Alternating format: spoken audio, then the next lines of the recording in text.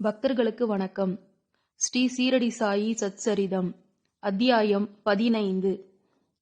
நாரத இசைமுறை. சோல்கரின் சர்க்கரை இல்லாத தேநீர். 2 பல்லிகள். ஷீரடியில் ராமநவமி திருவிழா பற்றி 6வது அத்தியாயத்தில் குறிப்பிட்டதை நூலை கற்போர் நினைவு கூர்ந்து அறியலாம். எவ்விதம் அந்த திருவிழா முதன்முதலாக நடைமுறைக்கு கொண்டுவரப்பட்டது, எவ்வாறு ஆரம்ப வருடங்களில் அந்த விழாவின் பொழுது கீர்த்தனைகள் பாடுவதற்கான ஒரு ஹரிதாஸை, அதாவது பாடகரை பெறுவது பெரும் கடினமானதாக இருந்தது, எவ்வாறு தாஸ்கனுவிற்கே அந்த விழாவினுடைய கீர்த்தனை பொறுப்பை நிரந்தரமாக பாபா ஒப்படைத்தது, அதிலிருந்து தாஸ்கனு அதனை எவ்வாறு வெற்றிகரமாக நிறைவேற்றிக் கொண்டு வருகிறார் ஆகியவைகளை நினைவு கூர்ந்து அறியலாம். நாரத இசை பத்ததி. பொதுவாக நமது ஹரிதாசர்கள் கீர்த்தனைகள் செய்யும் பொழுது மகிழ்வு நாள் உடைகளையும் முழு உடைகளையும் அணிகின்றார்கள். பேடாவோ டர்பனோ ஏதோ ஒரு தலைப்பாகை அணிந்து கொள்ளுகின்றார்கள். நீளமான அலைமோதும் கோட், உள்ளே ஒரு சட்டை, தோள்களில் அங்கவஸ்திரம், இடுப்புக்கு கீழே வழக்கமான நீள வேட்டி ஆகியவற்றை அணிகிறார்கள். ஷீரடி கிராமத்தில் ஒரு கீர்த்தனைக்காக தாஸ்கனு ஒருமுறை இவ்வாறாக உடை அணிந்து பாபாவிடம் வணங்குவதற்காக சென்றார். பாபா, நல்லா இருக்கு மாப்பிள்ளை, இவ்வளவு அழகாக உடையணிந்து நீ எங்கே சென்று கொண்டிருக்கிறாய் என்று கேட்டார். கீர்த்தனை செய்வதற்கு என்று பதில் வந்தது. அப்பொழுது பாபா, இந்த சிறு அலங்கார பொருள்கள் எல்லாம் எதற்கு? கோட்டு, அங்கவஸ்திரம், குல்லா முதலிய எல்லாவற்றையும் எனக்கு முன்னால் கழற்றிடு என்று கூறினார். தாஸ்கனு உடனே அவற்றை எடுத்து பாபாவின் பாதத்தடியில் வைத்தார். இதிலிருந்து கீர்த்தனை செய்யும் பொழுது தாஸ்கனு இடுப்புக்கு மேல் ஒன்றும் அணிவதில்லை. கைகளில் ஒரு ஜதை, சப்லாக், கட்டை, கழுத்தில் மாலை இவற்றுடனேயே எப்பொழுதும் இருந்தார். எல்லா பாடகர்களும் கை கொள்ளும் முறையுடன் இது ஒத்ததாக இல்லை. ஆனால் இதுவே மிகச்சிறந்த மிக தூய வழியாகும். கீர்த்தனைகள் பத்ததிகளை படைத்து உருவாக்கிய நாரத ரிஷியே மேல் உடம்பிலும் தலையிலும் ஏதும் அணியவில்லை. தன் கையில் வீணை ஏந்தி இடம்தோறும் அலைந்து திரிந்து கடவுளின் புகழை பாடினார். சோல்கரின் சர்க்கரை இல்லாத தேநீர். பூனே, அகமத் நகர் ஜில்லாக்களில் பாபா அறிந்து கொள்ளப்பட்டார். ஆனால் நானா சாஹேப் சாந்தோர்கர் தனது சொந்த தனிப்பட்ட முறையிலான உரையாடல்களாலும் தாஸ்கனு தனது மிக்க உயர்வான கீர்த்தனைகளாலும் கொங்கணத்தில், அதாவது பம்பாய் ராஜதானியில் பாபாவின் புகழை பரப்பினார்கள். உண்மையில் தாஸ்கனுதாம் அவரை கடவுள் ஆசீர்வதிப்பாராக தமது அழகிய ஒப்புவமையற்ற கீர்த்தனைகளால் அங்கே இருந்த ஏராளமான மக்களை பாபாவினால் பயனுறும்படி செய்தார். கீர்த்தனைகளை கேட்க வந்த மக்கள் வெவ்வேறு சுவையுள்ளவர்களாக இருப்பார்கள். சிலர் ஹரிதாஸின் அறிவின் ஆழத்தை அல்லது புலமையை விரும்புவார்கள். சிலர் அவரது அபிநயங்களையும், சிலர் அவரது பாடலையும், சிலர் அவரது விகட நகைச்சுவைகளையும், சிலர் அவரது துவக்க வேதாந்த வியாக்கியானங்களையும், மற்றும் சிலர் அவரது முக்கியமான கதைகளையும் பலர் பலவிதமாக கேட்க ஆர்வம் கொண்டிருப்பார்கள். அவர்களுள் மிகச் சிலரே கீர்த்தனைகளை கேட்பதன் வாயிலாக ஞானிகளிடமோ கடவுளிடமோ நம்பிக்கையாகவும் பக்தியையும் பெறுகிறார்கள். ஆயினும் தாஸ்கனுவின் கீர்த்தனைகளை கேட்கும் அவையோர்களது மனங்களின் விளைவு மின்சாரமாகும். அது அங்கனமே இருந்தது. கீழ்கண்ட ஒரு நிகழ்ச்சியை இங்கு சொல்லுகின்றோம். தாஸ்கனு ஒருமுறை தானேவில் கௌபினேஸ்வர் கோவிலில் சாயிபாபாவின் புகழ் பாடி கீர்த்தனைகள் செய்து வந்தார். அவையோர்களுள் சோல்கர் என்பவர் சிவில் கோர்ட்டில் ஒரு தற்காலிக ஊழியராக வேலை பார்த்து வந்த ஏழை ஆவார். மிகவும் கவனத்துடன் தாஸ்கனுவின் கீர்த்தனையை அவர் கேட்டு பெரிதும் உருகி போனார். அவர் அங்கேயே அப்பொழுதே மனத்தினால் பாபாவுக்கு வணக்கம் செலுத்தி விரதம் எடுத்துக்கொண்டு பின்வருமாறு கூறினார்.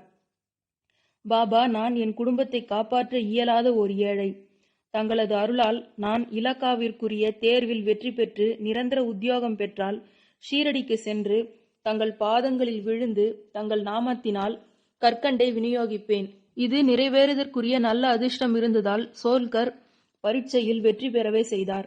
எவ்வளவு விரைவோ அவ்வளவு நலம் என்பதற்காக தனது விரதத்தை நிறைவேற்றுவது ஒன்றே அவருக்கு எஞ்சியிருந்தது. பெரும் குடும்பத்தை தாங்க வேண்டிய ஏழை மனிதர் சோல்கர். அவரால் ஷீரடி பயணத்திற்கு நேரும் செலவை தாங்குதல் இயலாது. தானே ஜில்லாவிலுள்ள நானே காட்டையோ அல்லது ஷயாத்ரி மலைத்தொடரையோ கூட ஒருவன் எளிதில் கடந்து விடலாம். உம்ரே காட்டை, அதாவது வீட்டின் தலைவாயிலை ஒரு ஏழை மனிதன் கடப்பது என்பது மிக மிக கடினமானது. எவ்வளவு விரைவில் தனது விரதத்தை பூர்த்தி செய்ய முடியுமோ அவ்வளவு விரைவில் பூர்த்தி செய்ய ஆவலும் கவலையும் உற்ற சோல்கர் தனது செலவை குறைத்து சிக்கனப்படுத்தி பணத்தை சேகரிக்க தீர்மானித்தார். தனது உணவிலும் தேநீரிலும் சர்க்கரை உபயோகிப்பது இல்லை என முடிவு செய்து தேநீரை சர்க்கரையின்றியே அருந்த தொடங்கினார். இவ்வாறாக அவர் சிறிது பணம் சேகரிக்க இயன்றதும் ஷீரடியை வந்து அடைந்து பாபாவின் தரிசனத்தை பெற்றார். அவருடைய பாதங்களில் விழுந்தார். ஒரு தேங்காயை அர்ப்பணித்தார். தனது விரதப்படி அந்தகரண சுத்தியுடன் கற்கண்டை விநியோகித்தார். பாபாவிடம் அவரது தரிசனத்தால் தான் மிகவும் மகிழ்ச்சியுற்றதாகவும் அன்றைய தினத்தில் அவரது ஆசைகள் பூர்த்தியாயின என்றும் கூறினார். தன்னுடைய விருந்து உபசரிப்பாளராகிய பாபு சாஹேப் ஜோகுடன் சோல்கர் மசூதியில் இருந்தார். விருந்து உபசரிப்பாளரும் விருந்தினருமாகிய இருவரும் எழுந்து மசூதியை விட்டு புறப்பட்டு போன பொழுது பாபா ஜோகியிடம் பின்வருமாறு கூறினார். அவருக்கு, அதாவது உமது விருந்தினருக்கு சர்க்கரை நிறை முழுமையாக கரைக்கப்பட்ட தேநீரை கொடுப்பீர். இத்தகைய உட்கருத்து வலஞ்செறி சொற்களை கேட்டு சோல்கர் மிகவும் மனதுருகி போனார். வியப்பால் செயலிழந்தார். அவரின் கண்கள் கண்ணீரால் பனித்தன. மீண்டும் பாபாவின் பாதங்களில் விழுந்தார். தனது விருந்தினருக்கு அளிக்கப்பட வேண்டிய தேநீரை பற்றிய வழிநெறியை கேட்டு ஜோகும் ஆச்சரியம் அடைந்தார். தமது சொற்களின் மூலம் சோல்கரின் மனத்தில் நம்பிக்கையையும் பக்தியையும் தோற்றுவிக்க பாபா விரும்பினார். அவருடைய விரதப்படி தாம் கற்கண்டை பெற்று கொண்டதையும் உணவில் சர்க்கரை பயன்படுத்தக்கூடாது என்ற அவருடைய இரகசிய தீர்மானத்தையும் தாம் முழுமையாக அறிந்திருப்பதாக அது அங்கனம் இருந்தபடியே பாபா குறிப்பிட்டார். பாபா கூறியதன் பொருளாவது, என் முன்னர் பக்தியுடன் உங்களது கரங்களை நீட்டுவீர்களேயானால் உடனேயே இரவும் பகலும் உங்களுடன் கூடவே நான் இருக்கிறேன். இந்த உடம்பால் நான் இங்கேயே இருப்பினும் 7 கடலுக்கு அப்பால் நீங்கள் செய்வதையும் நான் அறிவேன். இந்த பரந்த உலகின் கண் நீங்கள் விரும்பியபடி எங்கு வேண்டுமானாலும் செல்லுங்கள். நான் உங்களுடனேயே இருக்கிறேன். உங்களது இதயமே எனக்கு இருப்பிடம். நான் உங்களுக்குள்ளேயே இருக்கிறேன். உங்களது இதயத்துள்ளும் அதை போன்ற சகல ஜீவராசிகளின் இதயத்துள்ளும் இருக்கும் என்னையே எப்பொழுதும் வணங்குவீர்களாக. என்னை இங்கனமாக அறிபவர் உலகிலேயே ஆசீர்வதிக்கப்பட்டவரும் அதிர்ஷ்டசாலியும் ஆவார். இவ்வாறாக எந்தவித அழகிய முக்கியமான நீதி பாபாவினால் சோல்கருக்கு உபதேசிக்கப்பட்டது. 2 பல்லிகள். 2 சிறிய பல்லிகளின் கதையுடன் இந்த அத்தியாயத்தை முடிப்போம். ஒருமுறை பாபா மசூதியில் அமர்ந்திருந்தார். ஒரு பக்தரும் அவருக்கு முன்னர் அமர்ந்திருந்தார். ஒரு பல்லி டிக் டிக் என்ற துடிப்பை விளைவித்தது. ஆச்சரியத்தால் உந்தப்பட்ட அவர், பல்லியின் இத்துடிப்பு ஏதேனும் பின்விளைவு காட்டுதல் குறித்ததா? அது நல்ல அடையாளமா அல்லது தீய சகுனமா என்று பாபாவை கேட்டார். அந்த பல்லியின் சகோதரி அதனை பார்க்க அவுரங்காபாத்திலிருந்து வந்து கொண்டிருப்பதாகவும் அதனால் அந்த பல்லி மிகவும் மகிழ்ச்சியா இருக்கிறது என்றும் பாபா கூறினார். பாபா சொல்லுவதன் அர்த்தம் புரியாமல் அவர் மௌனமாய் அமர்ந்து இருந்தார். உடனேயே அவுரங்காபாத்திலிருந்து குதிரையில் ஒரு பெருந்தகை பாபாவை பார்க்க வந்தார். அவர் மேற்கொண்டு பயணத்தை தொடர விரும்பினார். ஆனால் அவரது குதிரை பசியாக இருந்தபடியால் நகர்வதாக இல்லை. அதற்கு கொள்ளு தேவைப்பட்டது.